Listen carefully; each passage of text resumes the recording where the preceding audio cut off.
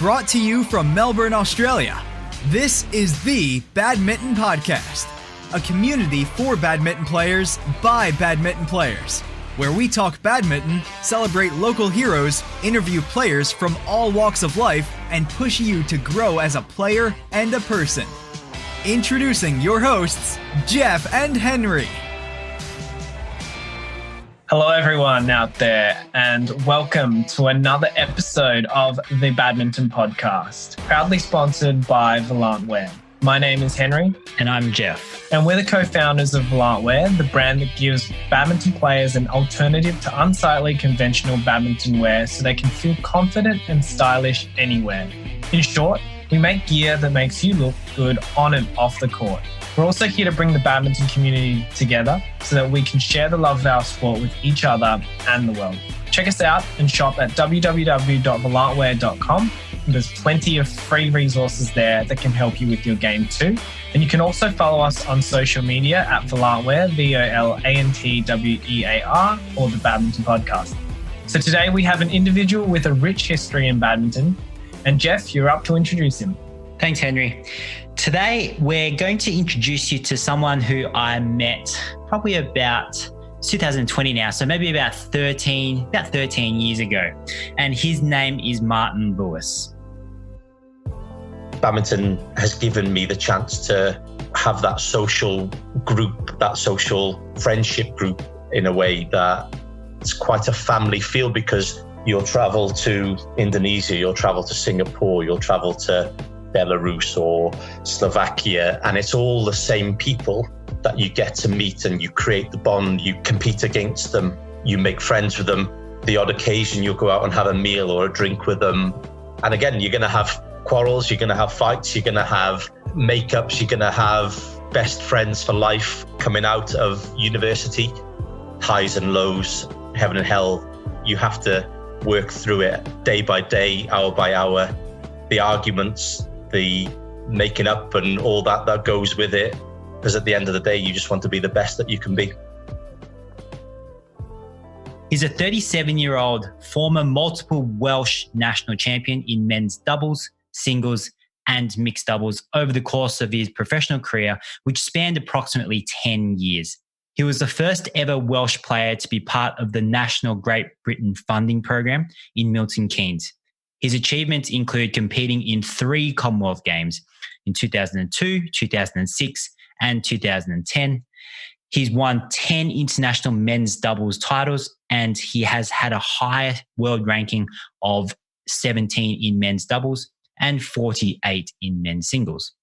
For the past 6 years, he's been the coach, or the head performance coach at the University of Nottingham, and he also has coached his teams to be the champions of Britain and European champions. He's also a father of 2 and lives with his wife, Lauren, in Derby. Martyn, thanks a lot for being on the podcast. Good morning, guys, or good evening where you are.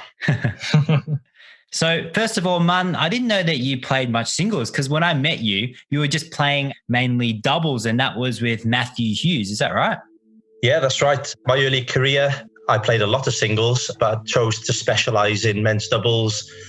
When was it? Maybe 2005-ish, around that time. How deep into your badminton career were you then, Martyn? I started my badminton career at the age of 18, so I was probably 5 years into it. So I managed to get 5 years of doing the 2 events. But going deep into a tournament, playing 2 events is quite tough if you're playing 2 to 3 to 4 matches a day. So took the opportunity to specialise in men's doubles with Matthew, and the career took off from there, getting better results with him. Fantastic. And do you get out on the court much and have a hit? Is Matthew anywhere near you now, or do you kind of haven't seen him for a while, or do you catch up much? Unfortunately, not with Matthew anymore. Matthew lives in West Wales and I'm living up in Derby. We catch up every now and then. It's always nice to reminisce about old times and traveling the world together. I was best man at his wedding and he was best man at my wedding. So we were very close. Yeah, we don't obviously get to play. I'm not sure he's picked up a racket in a while. I've managed to carry on playing with my role as being a head coach, and actually dusted off the tournament shoes to play my national championships earlier this year and managed to bag my latest men's doubles title. So, oh, wow. You won just recently. Yeah, in February. Yes. Congratulations. Fantastic. Thank you very much. I heard for days after. I know that feeling. The whole body aches and you just had what was normally just a typical kind of day for you when you were back playing. Yes, that's quite right. It did linger for a few days after, I must admit. And another thing about being the best man at each other's weddings, I think it's quite a common thing, because as a doubles pair, for as long as you did play together, and the highs, the lows, the challenges, the celebrations that you both went through, you went through heaven and hell together, I bet. And I think you just really form those bonds. And I definitely see that happen a lot with doubles players, where they're really close, even though they might not see each other very often. Yeah, exactly right.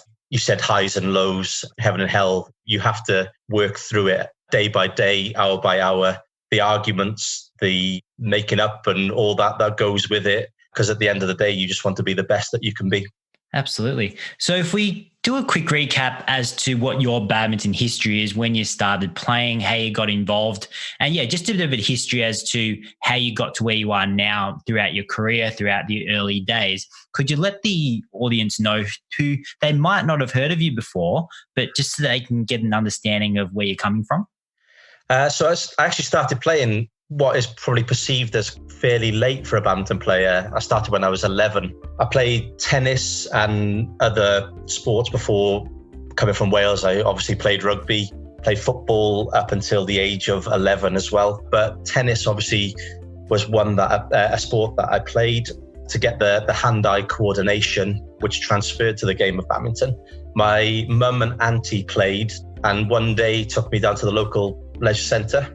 My auntie played in the local club, got addicted to, I think it's quite easy to get success with hitting a shuttle at an early age for badminton.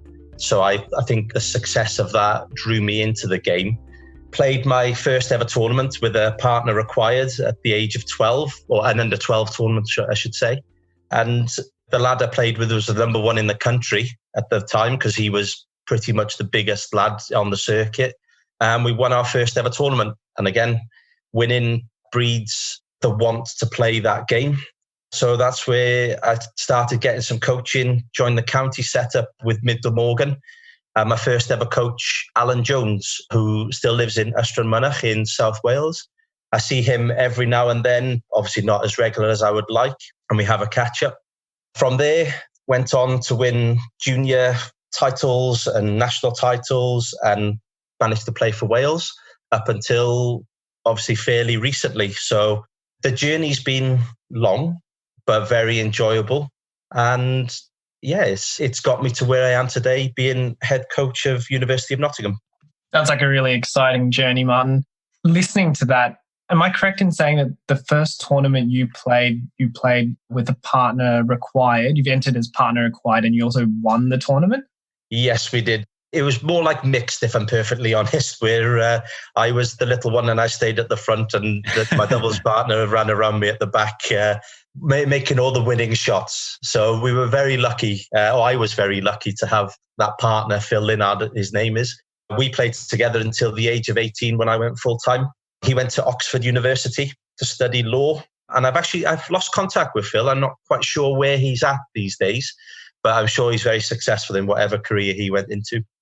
Absolutely. He definitely sounds that way, especially going to law, and hopefully he's having a really fruitful career from it.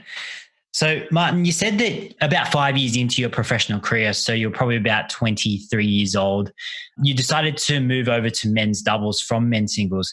Was there a particular reason why that happened? Did you see more opportunity in men's doubles? Did you enjoy it more? Was your game developing in a way that was more suited to doubles? What was it that helped you make that change? I think I enjoyed it more.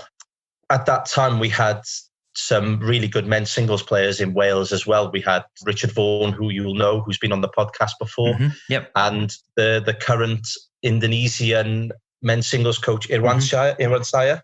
Yep. And the opportunity, obviously, to play for Wales probably wasn't there with those guys being involved. And the path that myself and Matthew were on, we were getting better results than I was in singles. And again, I think that when you are succeeding more, that breeds you to want to do it more. And I made the decision through conversations with my coach and Matthew. Almost felt like playing 4 matches in a day was holding back from the results that we could potentially get. So I went with what I thought I'd enjoy more and took the men's doubles route with Matthew. And it proved to be obviously a career that we had many successes and got up to fairly high on the world rankings. Then that actually got me into the GB squad down in Milton Keynes. Yeah, definitely. And like I said, I didn't know that you played men's singles. So I remember that when Wales played Australia in the Sudirman Cup in 2007 in Glasgow in Scotland, I believe, when we played you guys, you whipped out the men's singles, and I wasn't playing that round, but you ended up winning your match. And I was thinking, well, this guy can play singles as well, but I didn't actually know that you were previously a singles player. Yeah, no, obviously that wasn't too far out of not playing singles. And obviously there's the odd chance when you play Thomas Cup and things like that, that you need the 3 men's singles players to be playing. So it's not that I kept my eye in. I think I changed tactics within a game of singles to what I was doing daily for a game of doubles. And that can throw some singles players sometimes, and it's quite hard to adapt. So when's the last time you played singles now, Martyn?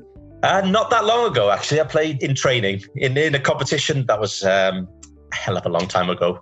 But in training, I'll try and play my guys that I've got in Nottingham. I don't do so well these days, I must admit. That the court becomes quite a lot bigger. It's huge. For me now, it is absolutely massive. I must admit, I prefer a game of 3v3 these days. Yeah, same. You don't have to worry about the flick serve, right? That's the hardest part. Yeah, quite right. So, Martyn, with this rich history from playing as a junior into seniors, into professional badminton, to your 10 international titles, if you were going to pinpoint as to the impact that badminton has had on your life and where you are right now, I know that you're in coaching now, but was there anything else that it taught you other than to be a badminton player? Well, I think having this conversation that with yourself, we obviously met back in 2007, possibly maybe before that, the experiences that you get from traveling the world and meeting people, being sociable, creating links, I think that part of life, and with what I've got into with coaching at the University of Nottingham, I'm using all the links that I have now throughout the world to try and expand and make it the best program for the players that I have within the university. And I think that's one thing that on tour teaches you. It's quite a family feel because you'll travel to Indonesia, you'll travel to Singapore, you'll travel to Belarus or Slovakia, and it's all the same people that you get to meet, and you create the bond, you compete against them, you make friends with them. The odd occasion you'll go out and have a meal or a drink with them. And I think that is something that you possibly don't get if you're at a desk job or just working locally within your communities. Badminton has given me the chance to have that social group, that social friendship group in a way that I can then obviously use to expand what I deliver to my players these days at the University of Nottingham. You can create a huge network, and quite a diverse network in badminton compared to some of the other aspects of life where, say, you might be working a full-time job there. Everyone's sort of focused on the same sort of topic. But when you've built a network outside of that in a sport such as badminton, you get a lot of different perspectives as well, which is great. And I'm sure that's really helped with your program at the University of Nottingham. Now, I'm going to sound a bit ignorant here, but I've definitely heard of the University of Nottingham, but I don't really know much about it other than it is one of the top universities for sports in the UK. So, Martyn, would you be able to give us and the audience a brief background about the uni? Yeah, sure. The University of Nottingham is one of the red brick universities groups within the UK. It's very well known worldwide as being a university. It's one of the top 100 ranked within the world for academics. We have 3 campuses a part of the University of Nottingham. We have a China campus, which is in Ningbo, and a Malaysian campus, which is in Kuala Lumpur. So we hit a lot of countries, obviously people wanted to study, students wanted to study from Asia, obviously go to our Malaysia or China campuses. We have 35,000 students here in the UK. China campus is approximately 8,000 students, and the Malaysia campus is approximately 10,000. The UK campus, we have, again, it's just under 10,000 foreign students, or overseas students, I should say. And then the rest are made up from the UK students. This year, it obviously, has been cut short with what's going on worldwide at the moment with COVID-19. But we are currently ranked number 1 within the UK for sport on the rankings. Last year, we were voted as Sports University of the Year. And it specialises in certain subjects. We're very good for medicine, very good for engineering, very good for maths, sciences, veterinary. So we're not hugely on the academic side for sport, although we do have sports courses now, but they have only come about in the last 3 years. So that program is building. So to become one of the top universities for sport with such academic courses that the university is renowned for, we do really well for sport at the university. Yeah, so when you define that ranking of being the top sports university in the UK, for example, I know that you said that you do well sports and we've got some world-class courses, so medicine and your mathematics and your engineering. In terms of how they actually rank it, is it just purely based on the results that the university produces? Is it about the scholarships they offer? Is it about the infrastructure you have? What is the actual ranking system and how do you get to number 1? For sport, that is purely through sporting results. I think that's testament to the breadth of program that we actually deliver as a sports department at the university. We have over 110 clubs at the university, 110 teams, with 74 different clubs that represent the university. So it's quite a substantial program that the university deliver on a daily basis. I think it's quite prevalent at the moment as well, the health and well-being of all the students. We all know that sport and exercise can help promote mental health, which is quite a big driver for the university. So being number 1, it does incorporate the results and the program provided for the student athletes, the students, the mental health and well-being, and what that provides in terms of how that translates into results for academics as well. And also the participation side of sport, not only the performance side of sport. I couldn't tell you how many football teams there are at the university. There's well over 100 teams that compete on a weekly basis. Again, to promote getting out there, getting your exercise, that can only help with the academics. Yeah, great. And Martyn, if we were to narrow our focus down to badminton at the university, how does the structure of the sports like badminton work at the University of Nottingham and other universities in the UK? So for us at University of Nottingham, we have 9 different teams that represent the university on a weekly basis. So the structure within the university sport in Britain is the badminton teams will compete against other badminton teams. So you get to travel to other universities on a weekly basis, which is a Wednesday afternoon. So academics on the whole are halted on Wednesday afternoon for, this is throughout the UK, for students to go out and compete against each other, compete for the university. So like I said, we have 9 teams and I have 80 what we call performance athletes or student athletes that compete for the university in bucks. But to go along with that, we have over 150 members of a social club, which will play 3 times a week. They'll pay a nominal fee at the start of the year and they'll come and play matches, a bit of advice from some of the performance players every now and then. So promoting a lot of, again, like I said, healthy sporting environment. You can get out, have a sweat, have a break from academics, which will only help your weekly progress within your degree. So within that 80 players for the performance squad, as we call them, I have 3 different squads within that, performance A, B, and C. Performance A will access between 8 and 16 hours a week on court. This is obviously dependent on their course. That's hours on court. Along with that, they have strength and conditioning support from a company called Sport 981.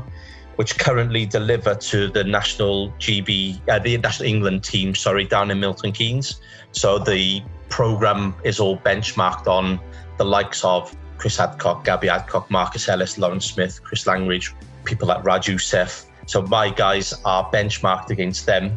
So the flow between what hopefully we can provide as a performance pathway at the university will lead on to performance pathway that the Badminton England and the national programs are delivering. After Performance A, we have Performance B that again will access between 8 and 16 hours a week on court. Again, that's timetable dependent, with only one S&C session delivered in-house by our sports S&C department.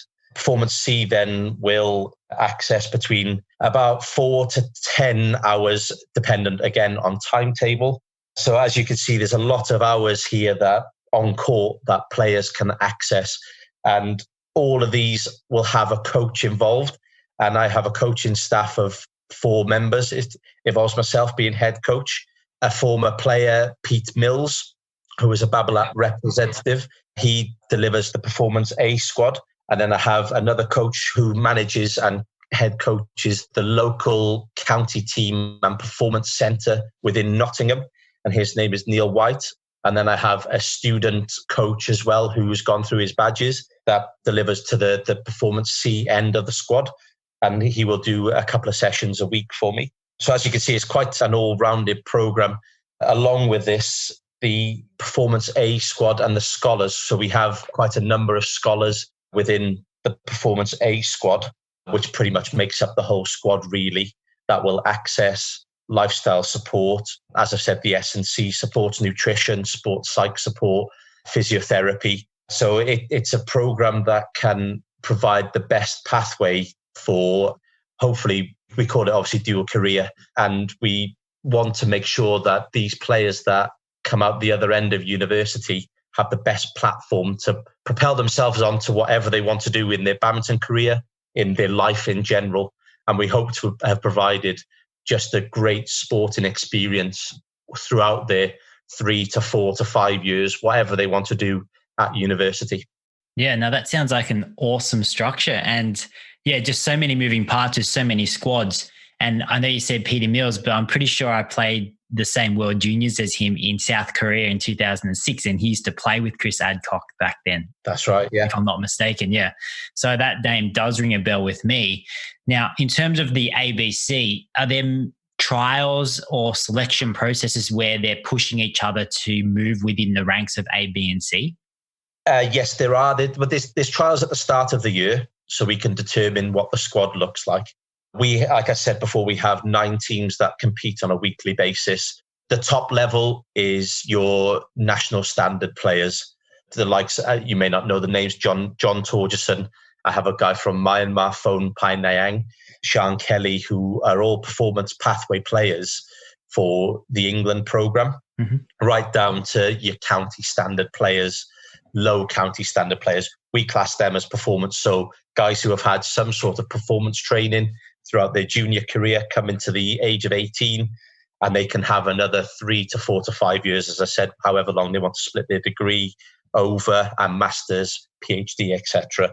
They can carry on with their training, their progression within their badminton. And like I said, after university, they can go on to whatever they want to do. I hope that obviously we're trying to provide something that keeps them within the sport and keeps them within the game, and also to provide a pathway that if they want to excel at their careers within badminton, they have that opportunity whilst studying. And again, like I said, Nottingham is a pretty academic university, so the degrees aren't easy. So if I know a student comes at the other end of university and they can propel themselves onto a career in badminton, they have got something really solid that they can fall back on once their badminton career is over, in terms of a very, very good degree from University of Nottingham. Yeah, sure. And yeah, by the structure you're talking about, it does sound like such a good pathway and they're getting access to like the top players, maybe not the top players, but what the top players are doing and benchmarked against the top English players. Now, in terms of, I know that that's for the University of Nottingham, but is it a similar kind of system for other universities, or does the system here basically, is it so much better here and that's why you're developing these better players, getting these better results and ultimately giving you the number one ranking in the sports university department? I'd like to say we were the only one, but no, there are a couple of other universities that are doing something similar within the UK. Again, the head coaches of those programs are from the community of badminton. Ourselves grew up and through the likes of Dave Lindley is now coaching at one. James Boxall, who's an English national coach, junior level. He was a high level European medalist. And there's certain programs that have had a historic grounding within badminton within the UK. The likes of Richard Vaughan went through the Bath. So there's a couple of universities that historically have had a program where Badminton England have based centres, performance centres out of those universities. The Loughborough is one, Bath is another, Leeds was one, which has fallen by the wayside. The University of Derby have actually started now with over the last 5-6 years to punch a hole in that and coming out the other side and competing with these guys that have got the historic badminton links, etc. So it's quite healthy for badminton. So it's quite nice to know for people coming over from abroad or people within the UK that there is a structure now where you can compete on a weekly basis against good level players. You can get good performance coaching, performance training at institutions throughout the UK. I'm obviously here promoting University of Nottingham and I can give what we can offer, which I believe now rivals any within the UK and potentially abroad as well. Yeah, it's really great to see that, not just the University of Nottingham, but other universities also providing that platform or development pathways for catering towards all these various different levels of players. And of course, we're here to talk about the University of Nottingham, but yeah, it's really great to see that there is that ability and that the universities are all lifting each other up and lifting badminton in the UK. Now, switching back to the University of Nottingham and talking specifically about the training that's involved for the different A, B and C category that you have at the university, what kind of training do these players or individuals go through? It's basically the performance training I used to do as a player. The drills, on-court drills, physical drills, and obviously the skills that I've learned through coaching awards and coaches that I've worked with trying to get in the tactical practices to go along with the physical and getting that into match play. So you need a healthy number of players to make that match play competitive. And hopefully this provides the best platform because the players are out playing international tournaments, playing the local tournaments within the UK as well. And they're very driven individuals, which I know wasn't always perceived to be as a student. But these days, it's something that I've learned over the last 6 years that student athletes are very driven and very committed. And within the training, I have to make sure that I create that need, that what they need is they want to get better and they want to progress themselves. So I have to make sure through myself and my coaching team that is a priority for these players. But going back to the drills and things, it's basically everything that I used to do as a full-time player and all the drills that I picked up over my 10-year career is exactly what these guys are doing. And we're very lucky, and we may come on to it a bit later, that we had the Chinese team over. So my guys got to watch the Chinese team train. And that is something that I know a lot of people won't get to see. And it's quite nice that my players were able to see that what the Chinese team were doing was very, very similar in certain practices to what they were doing on a daily basis within their training. So it's one of those things, it's not rocket science, but it's that commitment and that dedication that will propel yourself on to being whatever you want to be within your career, within badminton and within your work that you do following your university life.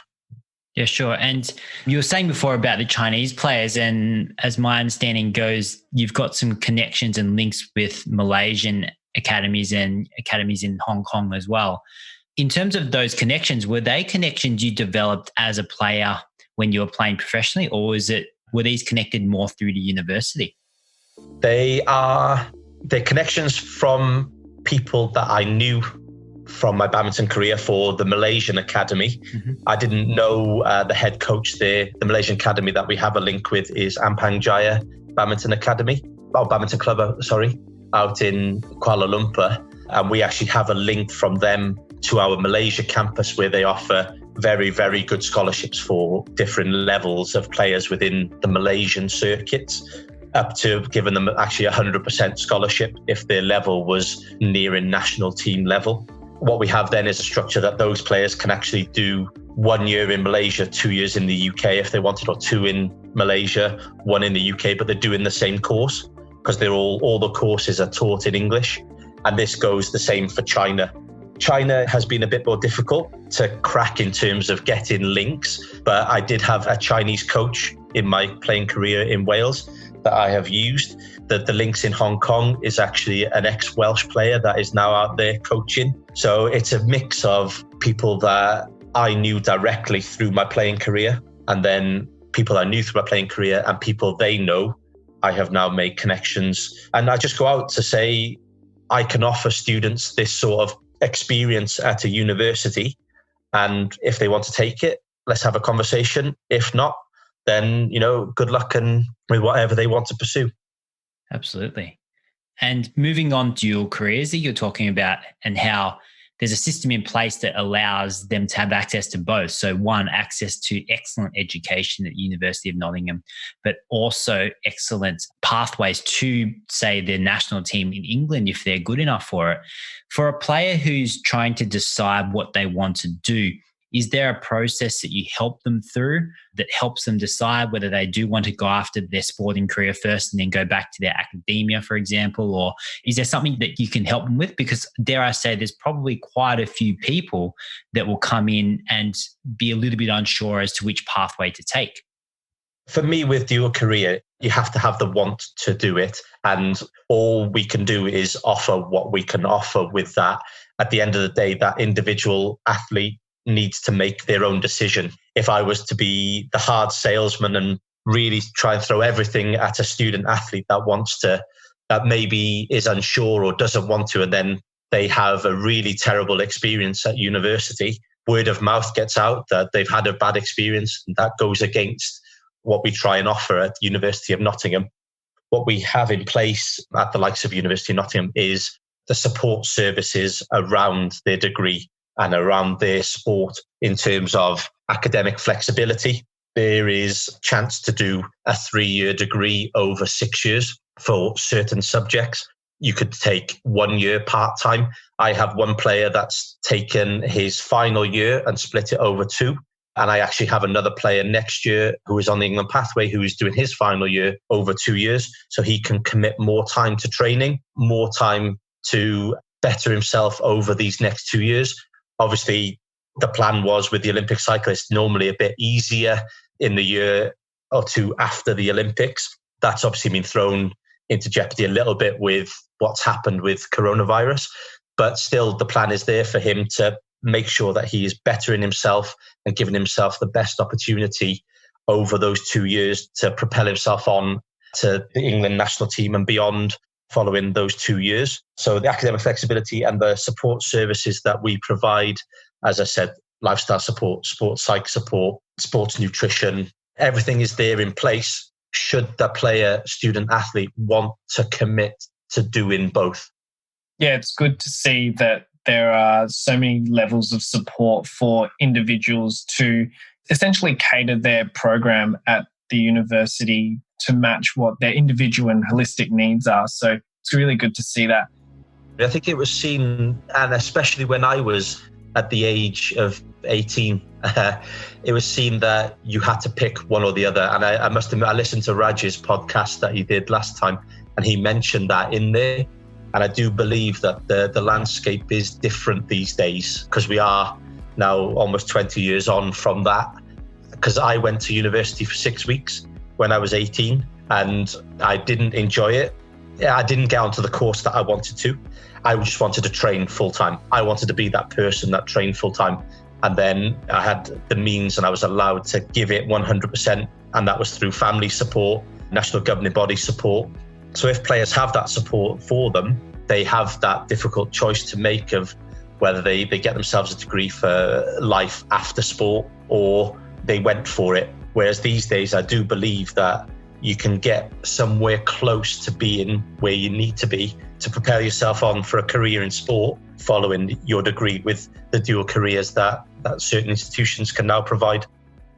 Yeah, that determinate attitude or pathway that was present years ago, or 20, 30 years ago, has certainly evolved so that individuals can actually pursue two things at the same time, which is really great that can be offered at the university there. So, Martyn, I want to move on to talking about potential ways that your program could be, I guess, improved and what your future plans are with your program as well. Future plans are, number one is the more players you have in, the better the environment and the culture. The culture that we already have is a very good culture and good environment for somebody to come in and propel themselves within their badminton career. Well, obviously what I'm after is more of those like-minded athletes to come in and to better themselves, to create the team and that family environment that you need. And again, you're going to have quarrels, you're going to have fights, you're going to have makeups, you're going to have best friends for life coming out of university and the program that we provide. So the more players I can get in, the better for me and the better for the players within the university. So that would be better in my program. Creating stronger links with governing bodies. Obviously, the English governing body is a big one. And we have had talks with that. The likes of Loughborough have a link with the national governing body. We are trying to pursue a link with the governing body here, but also linking to the likes, like I've said, overseas links, and creating more and getting the word out about what we can provide. And as we know, Asia is a stronghold for badminton throughout the world. And the links that I've created in Malaysia, China, Singapore, I want to build on those. Having the Chinese team over was, like I said, a fantastic experience because you had world champions there, you had world number ones, Olympic champions training on a daily basis. We were getting to mingle with them, chat to them, albeit the English wasn't great, but the English was there that we could converse. We had top level coaches, former Olympic champions that were coaching the Chinese team, creating a link with them where we have a link now where we can go out to China, to Beijing, to their national training center, and we can go and see what their juniors are doing and their pathway program, which again, I know is quite unique and not many places will be able to get that experience. So I am now able to offer that to individuals that are coming to the University of Nottingham, out to Hong Kong, to Malaysia for training camps, inviting players over to summer camps, to training camps that I provide here at the University of Nottingham as well. So all this, I hope, will help grow and increase the level, is that the best phrase? Mm-hmm. Or enhance the level that is already there within University of Nottingham. Absolutely. And it does sound like these future plans are going to get those extra players in, hopefully, and just really bring the whole standard up. And that's the whole idea behind having access to these different countries, different players, because the sparring is huge. And I think that that's really important as you're developing badminton players, because the quality of your player is always going to be dictated by the quality of the sparring that they actually get. So, Martyn, for someone who is potentially living in the UK, or maybe they're not, and they're thinking of studying in the UK while pursuing a career or trying to develop their badminton game and develop their potentially a career in badminton, what's the best way for them to have a chance of getting into a university like the University of Nottingham, and how would they go about it so they can continue to develop that dual lifestyle, so sport and education? I think the best way would be firstly to get in touch with myself. My email address is martyn.lewis@nottingham.ac.uk, and that's Martyn with a Y. Please feel free at any time to send me an email. You can also find me on Facebook. I don't mind that either. And also a lot of information is given on our university website. That's the sport website, which is www.nottingham.ac.uk/sport. And also, all the information is on those pages. And I urge anybody that is wanting to study within the UK, obviously, especially if they're great at badminton, obviously we provide a lot of sports anyway.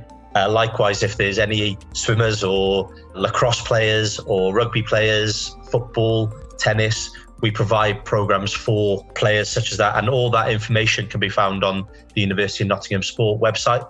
I think that's probably the best way to get the information. Yeah, Martyn, that's awesome. So we're just wrapping up this episode of the podcast. We've covered a lot of stuff just with regards to what the university offers. And to be absolutely honest, I wish that I had that opportunity during university, because I actually just had to do both. And there were systems in place that helped me to train, but definitely not as structured as what you've got there. So I just wanted to say thanks so much for the insights and the information, Martyn, and thanks for being on this episode of the Badminton Podcast. I just like to thank you guys for the opportunity for having me on. And like I said before, if anybody is interested, contact me anytime, day or night, from wherever you are in the world. My email address is martyn.lewis@nottingham.ac.uk. Find me on Facebook, have a look at the website. Any information that you are after, please feel free to get in touch. Great, thanks, Martyn. And so from Jeff and I at Volant and the Badminton Podcast, we'd like to thank you all for tuning in. I've certainly learned a lot, not only about the University of Nottingham, but how a high caliber program and development pathway can be implemented at the university level, and how individuals can actually develop as a badminton player and a professional by going to a university such as the University of Nottingham with Martyn as their coach. So thanks everyone for listening in. I hope you've enjoyed this episode. If you do enjoy this episode, please share it with family, friends, any badminton lovers that you know out there, anyone who's traveling to the UK, obviously after COVID, and potentially considering going to a university and playing sport at the same time, because there are so many great opportunities over there. And if you want to reach out to us, so myself, Jeff, or Henry at Volant or the Badminton Podcast, we love hearing from you. We do get messages, emails, texts from different people saying what they've enjoyed in the podcast, what they want topics on. So any feedback, good, bad, negative, neutral, is all very welcome. We love connecting with you. So please do. You can connect with us on our social media. Our handle is Volant, VOLANTWEAR, and we're on Facebook, Instagram, YouTube, LinkedIn, TikTok. And you can also find us on our website, and it's easy to connect with us there. It's www.volantwear.com. So looking forward to bringing you the next episode. And Martyn, thanks again. And we'll see everyone on the next episode. Cheers. Thanks, guys. Thanks, Martyn. Thank you, guys. Stay safe. Bye. This podcast was brought to you by Volant, the most versatile badminton apparel you'll ever own.